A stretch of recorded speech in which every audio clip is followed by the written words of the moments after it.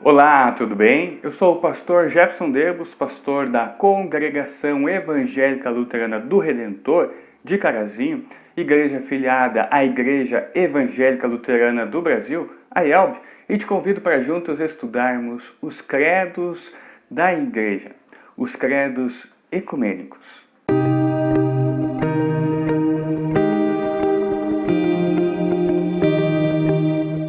Nós nos denominamos cristãos, mas que Cristo é esse em que nós cremos? Que Deus é esse em quem nós cremos? Pois existem diversas igrejas, diversas religiões do mundo que falam sobre Jesus, falam sobre Deus, mas são diferentes. Então, que Jesus, que Deus é esse que nós cremos? Nós podemos ver Jesus fazendo essa pergunta aos seus discípulos, lá em Mateus capítulo 16, segunda parte do versículo 13, aonde ele pergunta aos seus discípulos: quem o povo diz que o Filho do Homem é? E Jesus faz essa pergunta porque ali no meio do povo haviam diversas pessoas que tinham diversas opiniões sobre Jesus.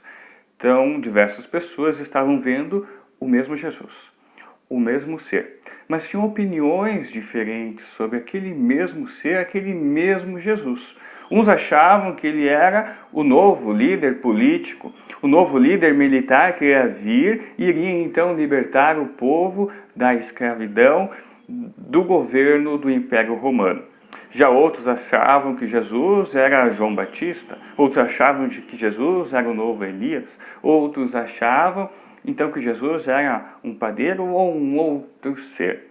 Por isso que também Jesus fez essa pergunta em especial aos seus discípulos, aos seus alunos. Isso nós podemos ver lá no versículo 15 do mesmo capítulo 16 de Mateus. E vocês? Quem vocês dizem que eu sou? Assim hoje também existem diversas religiões que falam de Deus, que apresentam Jesus, mas dão um poder diferente a esse Deus, alguns até um nome diferente a esse Deus, uma função, uma importância diferente a Jesus daquilo que nós, a Igreja Cristã, dá. Por isso vem a importância dos credos. Então, o que é o credo? A palavra credo vem do latim e significa eu creio. Em linhas gerais, o credo é uma profissão de fé, é uma confissão de fé pública, que busca expor de forma compreensível e também ordenada o conteúdo da doutrina cristã. São firmados em fatos históricos. Tem muito da história da humanidade, da história da igreja, nos credos. Pois a maioria dos credos foi formulado em momentos de crise, quando a igreja cristã sofria ameaças que a dividiam. E essas ameaças vinham tanto de dentro da igreja como de fora da igreja. As ameaças que vinham de fora da igreja, nós podemos citar algumas como que o contexto multirreligioso do Novo Testamento. Temos ali então um mundo de muitas doutrinas, o mundo do judaísmo. Nós vemos Paulo em diversas cartas tentando lutar contra os judaizantes. Em Atos dos Apóstolos vemos também essa questão da igreja lutando contra os judaizantes, aqueles que queriam levar de novo a igreja a cumprir as leis, a abandonar a salvação por meio de Cristo Jesus e voltar unicamente a buscar a sua salvação no cumprimento das leis. Nós também vemos como ameaças as religiões de mistérios, vemos o politeísmo greco-romano, vemos a adoração ao imperador romano como um deus. E também vemos o gnosticismo, que depois, mais para frente, nós vamos explicar. E como ameaças que vinham de dentro da própria igreja, nós podemos ver que desde o Pentecostes debatiam-se temas como a Santíssima Trindade, a natureza de Jesus, a pessoa do Espírito Santo e o sentido da fé. E por meio então desses debates vieram diversas compreensões, diversas perguntas, interpretações, e muitas delas erradas, acerca da fé, acerca da palavra de Deus, acerca da salvação do ser humano. E essas coisas erradas, essas interpretações erradas, nós chamamos de heresias. Esses erros teológicos, essas compreensões erradas, chamamos de heresias. E nós podemos citar aqui algumas que nós vamos ver depois nos nossos outros estudos. Nós temos o arianismo, o macedonianismo, o apolinarianismo, nestorianismo e eutiquianismo. Esses são alguns, tem muitos outros erros que a gente vai ver então nos próximos vídeos, nos estudos dos credos. E a igreja então precisou reunir os seus melhores teólogos, seus melhores pastores, bispos, os líderes leigos, para então examinar as Escrituras Sagradas, examinar a Bíblia, a Palavra de Deus, e a partir dela então, desse estudo da Palavra de Deus, confessar a verdadeira interpretação da Palavra de Deus, da doutrina bíblica. Os credos também são chamados de símbolos da fé, no sentido de reconhecimento.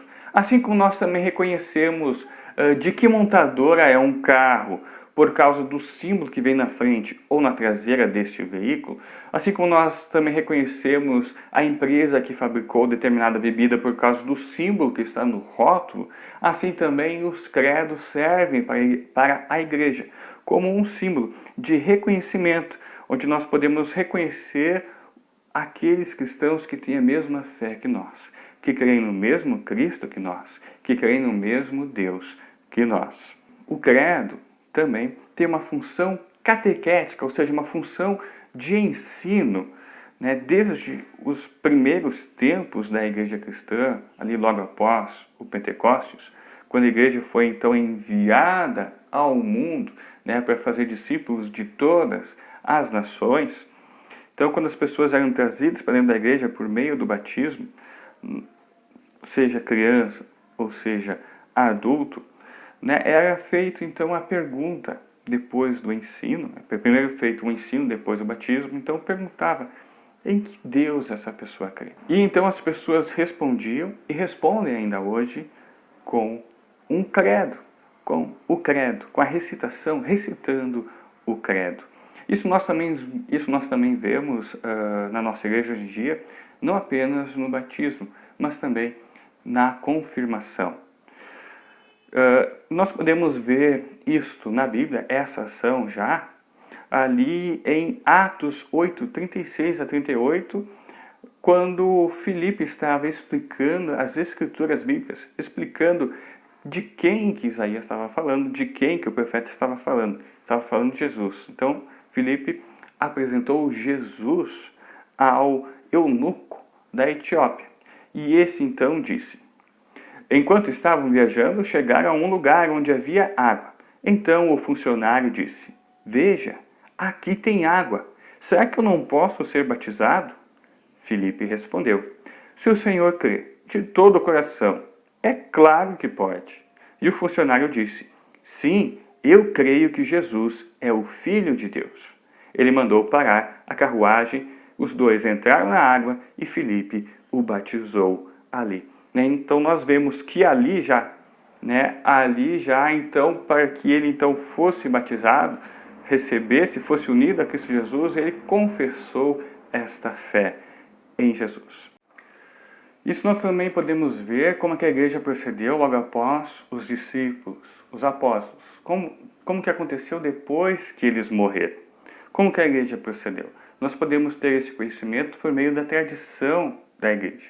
E uma tradição que chegou até nós foi a tradição apostólica de Hipólito, lá pelos anos de 215 depois de Cristo.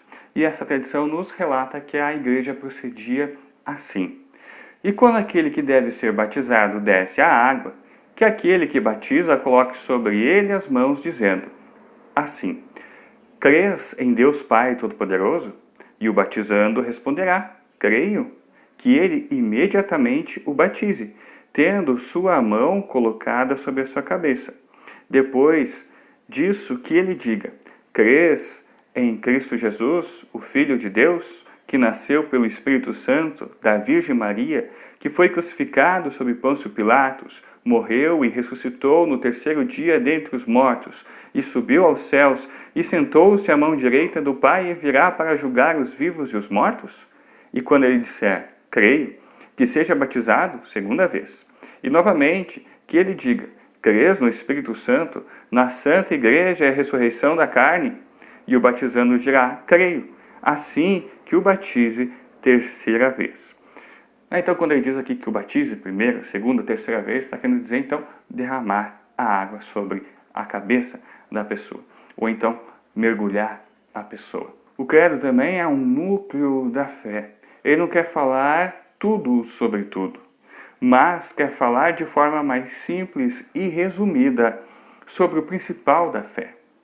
Se ensina quem é Deus e a sua obra. Para Lutero, o credo nos apresenta tudo o que nós devemos esperar e receber de Deus. Ensina-nos a conhecer plenamente a esse Deus que se revela na Bíblia a nós. O credo é a resposta da confissão dos cristãos ao primeiro mandamento de Deus, de que Ele é o único e verdadeiro Deus, que está acima de tudo e de todos. O credo é uma confissão ecumênica de fé, pois todos os cristãos do mundo a confessam. Não pertence a uma denominação. Não pertence unicamente à Igreja Luterana, não pertence unicamente à Igreja Católica ou uma outra denominação. Não, pertence a todos aqueles que creem no Deus triuno e que creem que a salvação é por meio de Cristo Jesus, a verdadeira Igreja cristã. Então pertence à Igreja cristã, seja ela qual denominação for. Nós recitamos o credo também em todo culto, como uma resposta à leitura do Santo Evangelho ou como uma resposta à mensagem que foi pregada no culto. Os credos também são material de auxílio para nós, para testemunharmos a nossa fé, não só dentro da igreja, não só no momento de culto, do batismo, da confirmação da fé, mas também para testemunharmos a nossa fé para fora da igreja, quando nós vamos para a missão de Deus, de ir e testemunhar às outras pessoas a nossa fé. Quando então praticamos o evangelismo, o testemunho cristão no mundo. Quando nós então vamos aos nossos familiares, aos nossos amigos, aos nossos colegas de trabalho, às pessoas que são colocadas em nossa vida, que não pertencem à igreja e que são chamadas por Deus a entrar para a salvação na vida eterna em Cristo Jesus, então nós podemos usar os credos como um meio de nos auxiliar a então expor a nossa fé. Eles nos ajudam a então dizer quem é esse Deus, que é 3 pessoas. Então, ensinar por que essas 3 pessoas é um único Deus e qual é a função desse Deus. Qual é a diferença desse Deus em minha vida, o que ele fez, faz e fará por mim. Por que eu tenho que pertencer a esse Deus, a essa igreja cristã. E, hoje em dia, então, nós temos 3 credos ecumênicos. Nós temos o credo apostólico, o credo niceno e o credo atanasiano. As palavras dos credos, para muitos, podem parecer palavras velhas ou até incompreensíveis. Por que tem aquelas palavras, aquelas expressões ali? Por que parece que se repete tanto algumas coisas nos credos?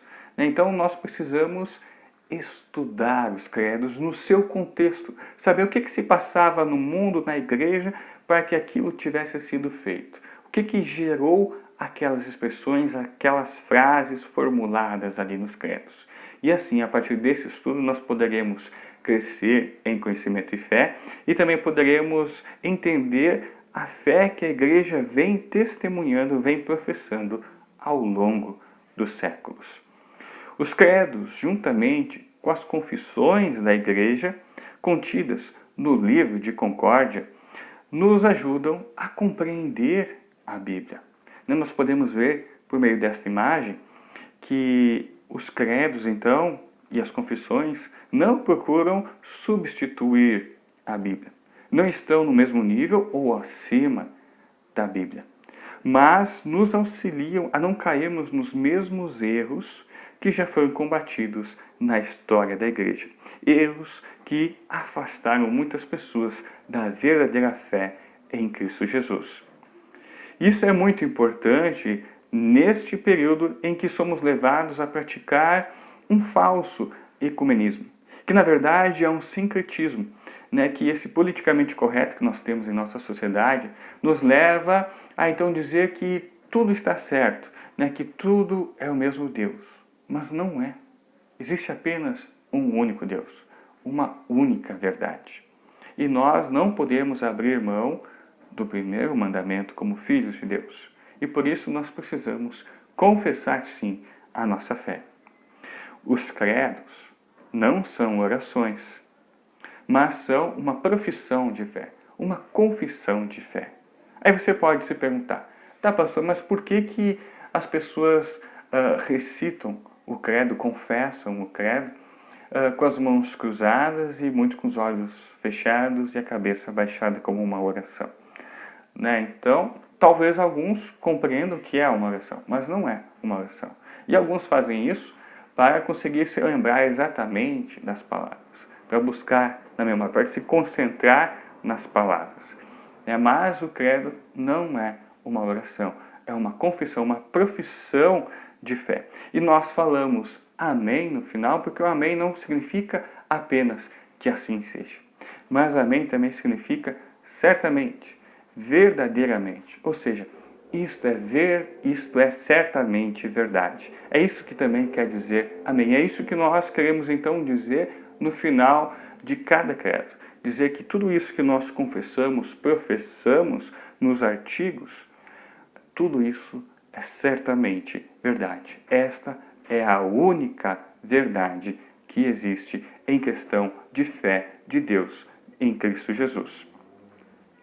E essa fé que nós então confessamos, professamos nos credos é uma fé individual. Por isso sempre iniciamos qualquer dessas confissões no singular. Eu creio, creio. Mas o que é crer? Vamos usar aqui o conceito de crer. De crer em Deus significa conhecer a Deus. Mas esse conhecer a Deus não é algo apenas intelectual, mas é algo muito mais profundo, como Tiago nos mostra em sua carta, em Tiago 2,19. Você crê que há somente um Deus? Ótimo! Os demônios também creem e tremem de medo.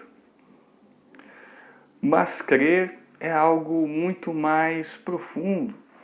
É conhecer a Deus a ponto de aceitar.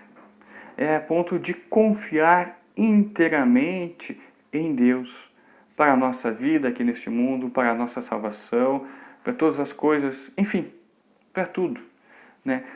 É então crer que Ele é o Senhor, Criador e dono de todas as coisas.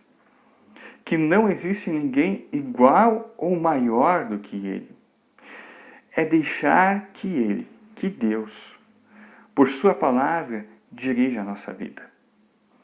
Como nos mostra João no seu Evangelho, João 3,36.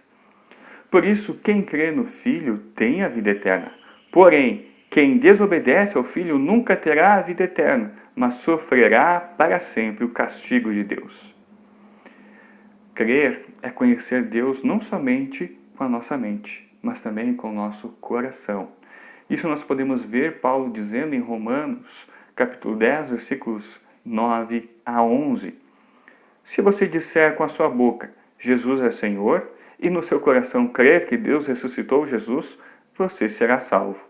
Porque nós cremos com o coração e somos aceitos por Deus. Falamos com a boca e assim somos salvos, porque as Escrituras Sagradas dizem, quem crer nele não ficará desiludido.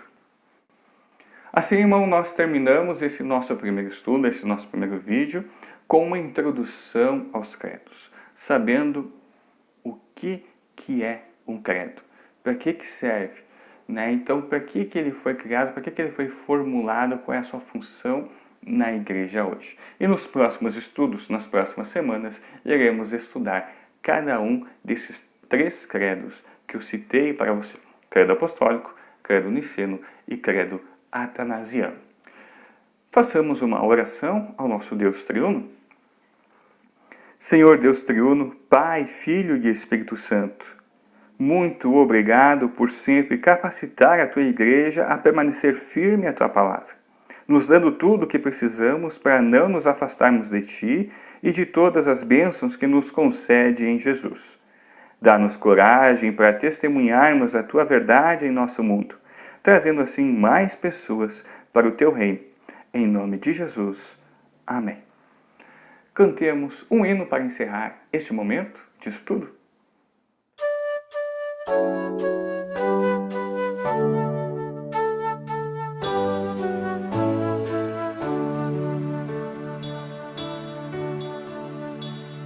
Nós cremos